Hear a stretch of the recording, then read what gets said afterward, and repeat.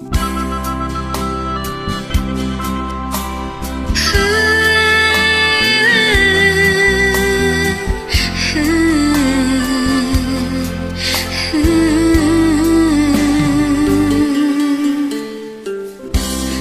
ได้โดนหลอกแต่ถูกนอกใจ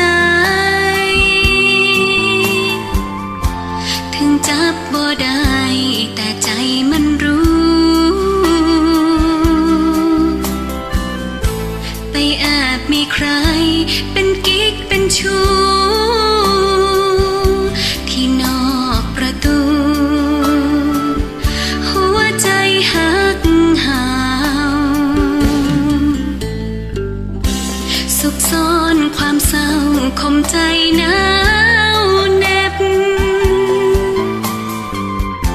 กลืนก้อนความเจ็บเก็บความปวดร้าวต้องฝึกใจเย็นต้องเป็นแสงดาวอาบใจแฟนเรายามที่เขามองดู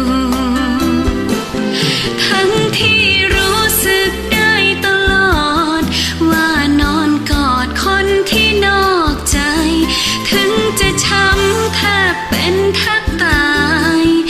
ยังอยากให้รักยังอยู่ก็หกใจตนอ้อ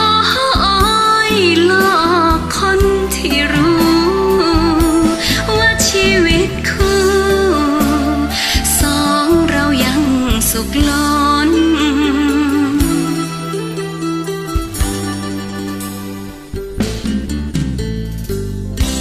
คนนี้ไงเล่า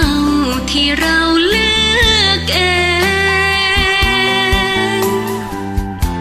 ทั้งดีทั้งเก่งโหวตให้ท่วมท้นมันเจ็บเหลือเกินยับเยินเหลือทนต้องนอนกอดคน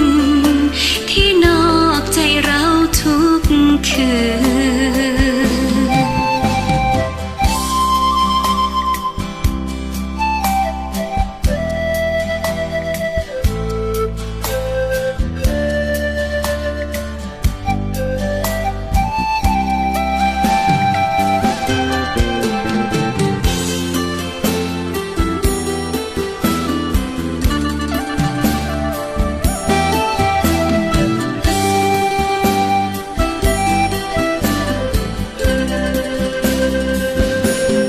ทั้งที่รู้สึกได้ตลอดว่านอนกอดคนที่นอกใจ